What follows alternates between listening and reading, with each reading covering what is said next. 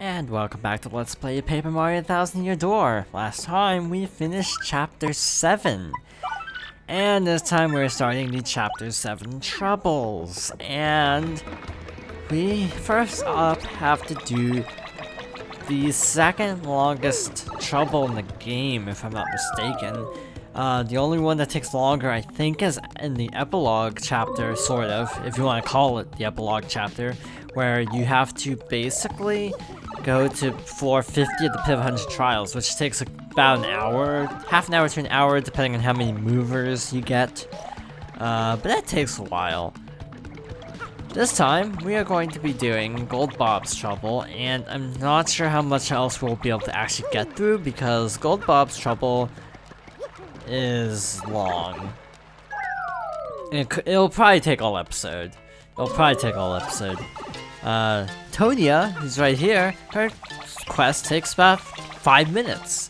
That's an exaggeration, more like 2 minutes. Most of that is just going through the sewers to the pipe. So hers is like the easiest trouble in the game. Next, just listening to Kroop, that's his name. So Gonzalez, how did you enjoy your cannon ride? I'd like to go to the moon and look for some investment opportunities, but enough of that. I need you to take this to General White immediately. I think General White is back at Far Outpost now. It's a bit far, but you can handle it. And I think you already know why this part sucks.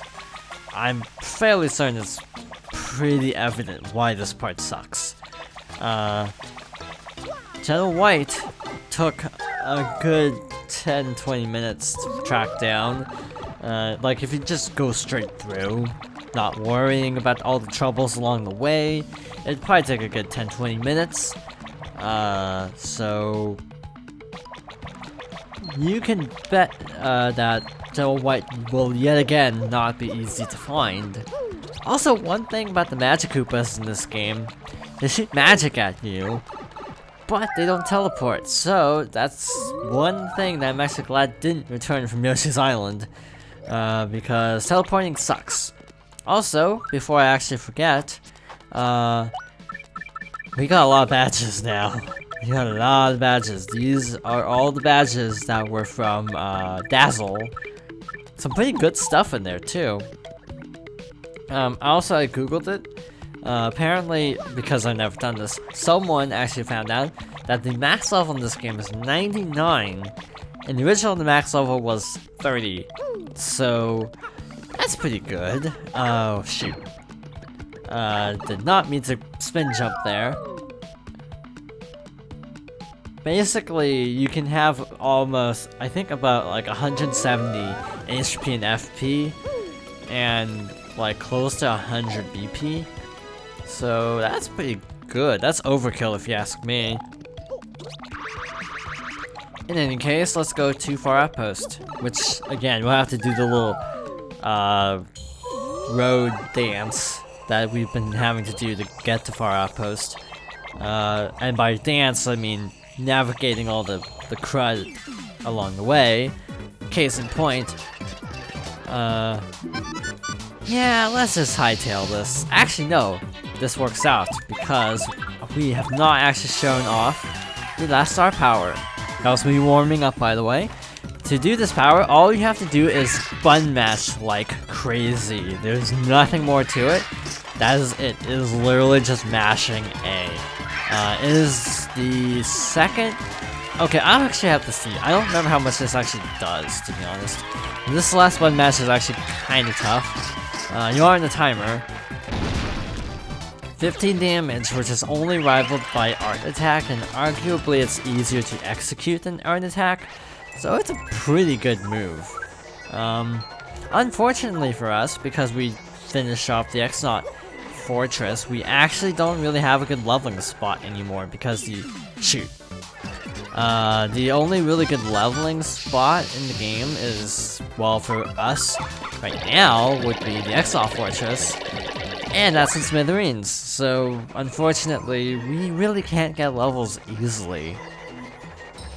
The best place to actually level grind at this point in the game is actually the Palace of Shadow itself. So we may have to make a couple rounds because I'm not feeling comfortable with my level right now. I think I'm a little bit lower level than I would prefer to be right now. Normally I'm between 25 and 30, and I'm only 22 right now. So that's a little bit worrisome. Okay, let's check. Oh, snap. Huh? General White, he left this morning. Pow! He said he was going to see the cola bartender in Rockport or something. And thus it begins again. Oh boy. So yeah, General White is always difficult to track down.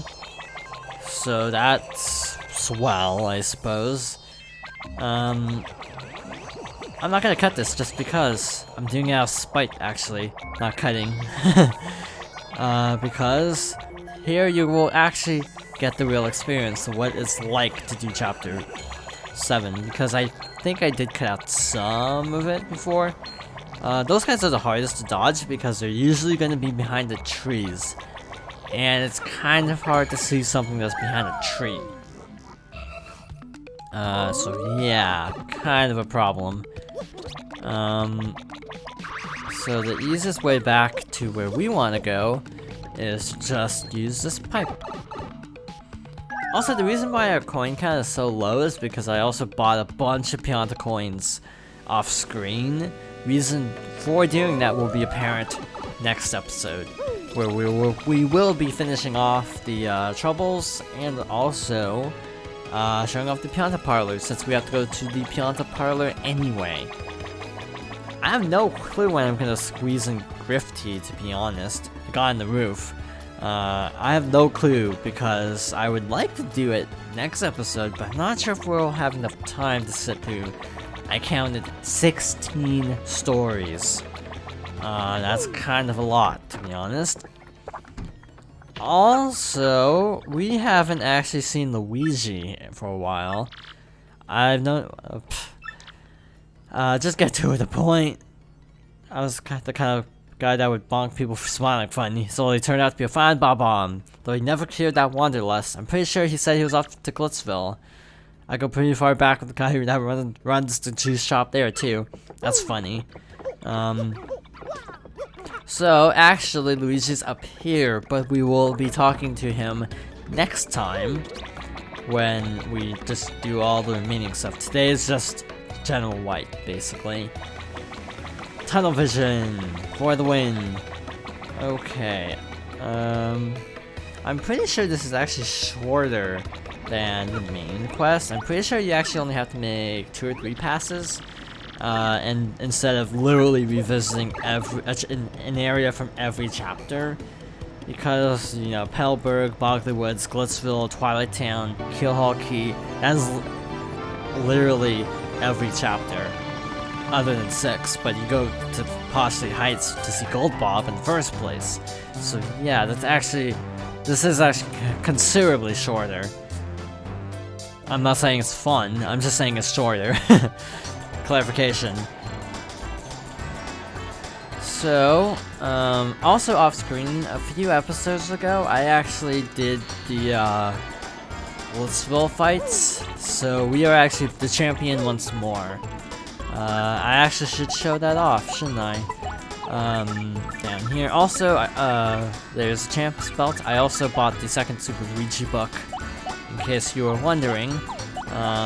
A goes forward a page, B goes back a page.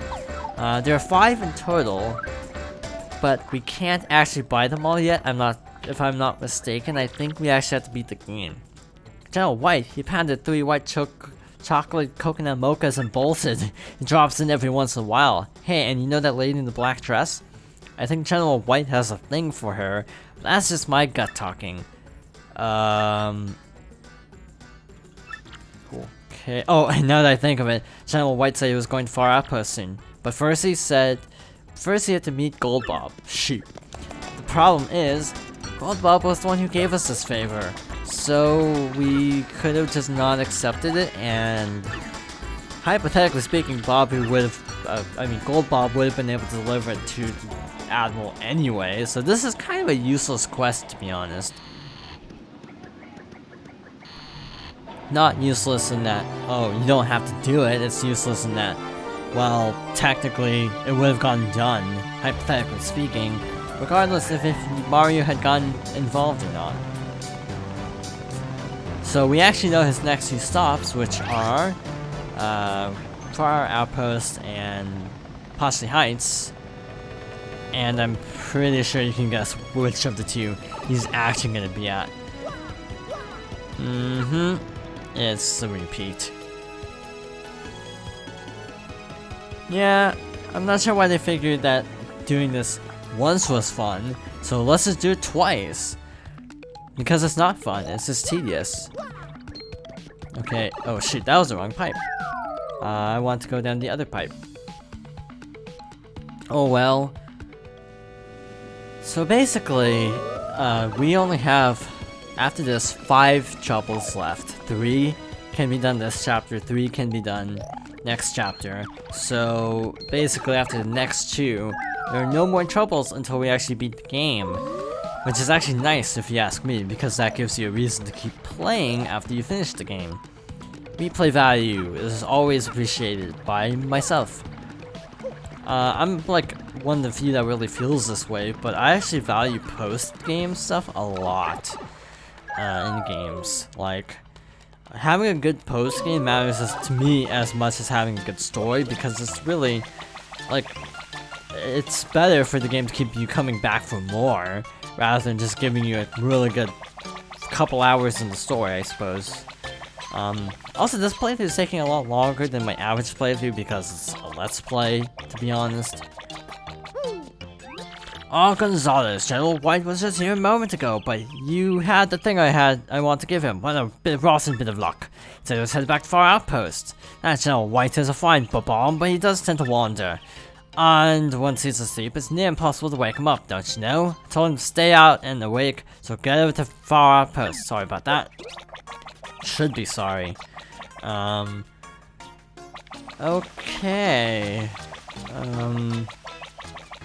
Basically, like, the post-game in Paper Mario 1000 Year Door is pretty massive, but it's not, like, overwhelming, I suppose. You know, like, for example, Professor Layton and the Miracle Mask, and also Astral Legacies, both have the daily puzzles. I just finished the daily puzzles of Miracle Mask, and I really don't want to ever play Miracle Mask again, because that is too much post-game. And other games do this as well. I'd say Platinum and Heart Gold, Soul Silver, both do this. Pokemon, I should specify. And I guess you could lump Crystal in there too. The post-games for Crystal and Heart Gold, Soul Silver are way too long. The idea of revisiting all of Kanto is cool, except going from a level 50 Dragonite to a level 80, like, what Pokemon do you have? Like a level 75 Dragonite. No, a Garchomp and, it's a Garchomp and, Heart Gold, Soul Silver. That's ridiculous. That is a humongous level, jump. Like, the post-game in Heart Gold, Soul Silver I never really did, because it's just not fun. I hear it's a little bit better in Crystal, because in Crystal, no Garchomp. Garchomp is that purple dragon thing in Pokken, and for a long time was actually banned in competitive play for being overpowered. And it's not a legendary, it's a regular Pokemon, and it was actually banned for being too powerful for tournament play. And yeah, the champion in a rematch actually has a level 75 Garchomp, and that is a huge level jump. So yeah, I've never finished. I own Soul Silver, I should point out. I have never finished Soul Silver's post game. Like the Elite Four rematch and Red. I don't think I ever fought Red either, just because it's a pain in the butt to fight Red when his Pokemon are level 80. So if you don't have stuff that are like super effective and resist everything, you're kind of out of luck. I mean, it's possible, but it's not easy. And with that aside, we actually got to pummel the crap out of Channel White again. So, and then you have like games like Xenoblade. I can continue this tangent because this is just button mashing. Xenoblade actually has no post game, but has a ton of stuff to do in the main story, just sporadically dropped throughout. And that's fine too to me because, you know, you can basically take a break from the main story and do stuff. That's usually how I play RPGs, actually. Okay. Hello, Mario. Do you need something? Huh? A delivery from Bob-Omb? You came all that way to bring it to me. Well, thank you for that. I'll take it off your hands. Ah, yes. Well delivered. So you'll go fetch your reward, I assume? Say hello to Bob-Omb when you see him. Perhaps I'll go check on my cannon. So we're done. So all we have to do now is to go back and see Bob-Omb. So I'm good. I'm feeling good because we actually got through this all. I was kind of afraid we wouldn't be able to get through this in one episode because of how long this can take. I might level grind here a little bit, but again, because they only give like 3 star points, it would take forever. So I'm not feeling super motivated. I might just level grind in the Palace of Shadow. Might be a better use of time. Also, a fun fact is, in this game, the final boss and the super boss only give 1 star point. A lot of people feel super ripped off by this, but I never got that because, frankly, like, once you kill the final boss, it's like all that's left is the super boss, so you don't really need a ton of star points. It also brings up the question in my mind, how did people actually get to level 99 if you only get 1 star point per fight? As you get higher leveled, how do people manage without going like totally nuts? Because 1 star point, 99 levels, that's a long way to go. And again, every time you level up, the enemies give fewer experience points, so even in the Palace of Shadow, I'm sure the experience gains get really terrible towards the end of it. As you know, level up repeatedly. So I have no clue how people can stomach that, to be honest. That sounds absolutely horrifying to me. So I'll be content at level 30. Did you find General White? I say he received it. Good, thanks, Gonzalez. Here's your reward. 64 coins for the 20th anniversary of the Nintendo 64. Just worked out that way, I suppose. As strange as it sounds, because we've literally only done 1 trouble this entire episode, I think we're actually going to end it off here. So, thank you for watching, and I hope you join me next time for more Paper Mario: The Thousand Year Door.